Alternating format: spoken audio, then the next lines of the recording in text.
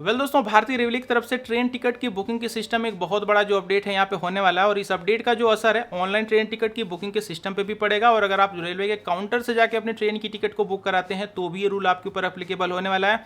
अगर आपने इस रूल को ध्यान से नहीं समझा तो आप ट्रेन की टिकट तो फिर भी बुक कर लेंगे, लेकिन टिकट होते हुए भी आप यहाँ पे बिना टिकट भी माने जा सकते हैं एक छोटी सी मिस्टेक के कारण। तो कंप्लीट इस रेलवे के रूल को आपको मैं बताने वाला हूँ। शुरू करते हैं। तो यहाँ पे रेलवे का ये जो नया ट्रेन टिकट की बुकिंग के सिस्टम में चेंज किया गया ना, इसका जो सीधा असर है यहाँ पे सिर्फ और सिर्फ जनरल की क्लास में ट्रैवल करने वाले पैसेंजर के ऊपर ही होने वाला है। जनरल की क्लास को बहुत सारे लोग यहाँ पे अनारक्षित श्रेणी के नाम से भी जानते हैं। तो इस अपडेट को मैं समझाने से पहले आपको थोड़ा सा पुराने रूल को भी बता देता हूँ, ताकि आप बिल्कुल अच्छे से यहाँ पे रिलेट कर पाएं। जनरल की क्लास में ट्रेन टिकट की बुकिंग के सिस्टम में यहाँ पे दो ही नियम बनाए गए थे।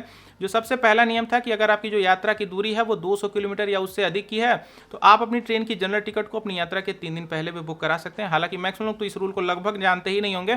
और जो दूसरा रूल यहाँ पे बनाया गया था कि अगर आपकी जो यात्रा की दूरी है वो 199 किलोमीटर से अगर कम की है, तो आप अपनी ट्रेन की जनरल टिकट को जब भी यहाँ पे बुक करेंगे, चाहे ऑनलाइन मोड से या फिर रेलवे के काउंटर से जाकर जब भी बुक कराएंगे, तो यहाँ पे उसको आप सिर्फ और सिर्फ 3 घंटे तक ही वैलिड रहती है। यानी कि 3 घंटे के अंदर अंदर आपको जाकर अपनी ट्रेन में बैठ जाना रहता था। जिस भी टाइप की आप ट्रेन की टिकट को खरीदते थे उसी ट्रेन में आपको जाकर के यहाँ पे बैठना रहता था। वैलिडिटी इसकी सिर्फ 3 घंटे तक होती थी। तो ये सारी चीजें तो अब भी रहेंगी, लेकिन इसमें अब थोड़ा सा यहाँ पे अपडेट कर दिएगा। अब वो अपडेट क्या किया गया, ध्यान से सुनिएगा।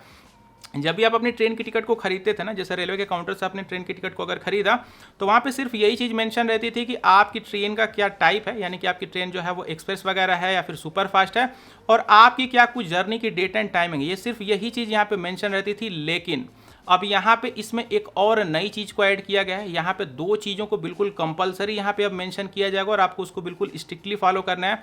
अब आपकी ट्रेन की जनरल टिकट पे आपके ट्रेन का नेम एंड ट्रेन का नंबर, ये दोनों चीज़ें भी उसमें मेंशन रहेगी। और अब आपकी जो जनरल टिकट होगी उस पर ट्रेन का आपका जो भी नंबर होगा ना, आपको सिर्फ और सिर्फ उसी ट्रेन में जाकर के बैठना होगा। पहले ये चलता था हिसाब किताब कि अगर आपने कोई भी एक्सप्रेस ट्रेन के टिकट को खरीदा, तो जो भी आपके रूट पे अगर 3 घंटे के अंदर एक्सप्रेस ट्रेन आती है, 199 किलोमीटर की कम के केस में बता रहा हूँ, तो जो भी आपके रूट पे एक्सप्रेस ट्रेन आती थी, आप जनरल टिकट को लेकर एक्सप्रेस ट्रेन में अपने उस बैठ जाते थे। लेकिन अब ऐसा नहीं होने वाला है। आपने जो भी जनरल टिकट खरीदी है उस पर जो भी ट्रेन का नंबर होगा, आपको उसी स्पेसिफिक ट्रेन में ही जाकर के बैठना होगा। रेलवे ने इस चीज़ को इसलिए भी लाया है कि यहाँ पे होता यह था कि मान लीजिए आपने एक ट्रेन का जनरल टिकट खरीदा, और यहाँ पे अगर आप मान लेते हैं 3 घंटे के अंदर आपके रूट पे यहाँ पे 4 ट्रेनें जो है वो आने वाली हैं, तो लोग क्या करते थे, किसी किसी ट्रेन में बैठते ही नहीं थे, और किसी ट्रेन में ऐसा होता था कि भाई बिल्कुल ठसाठस भीड़ हो जाती थी, कोई ट्रेन यहाँ पे बिल्कुल खाली जाती थी। तो रेलवे को पता ही नहीं चल पाता था कि जिन लोगों ने भी जनरल टिकट खरीदा है वो कौन सी ट्रेन से अपनी यात्रा को करने वाले हैं। तो यहाँ पर रेलवे ने कहा है कि भीड़ को नियंत्रित करने में इसमें काफ़ी ज़्यादा हेल्प मिलेगी। फिलहाल आपकी इस अपडेट पे क्या रहा है, मुझे थोड़ा कमेंट बॉक्स में मुझे बताइए। Good bye.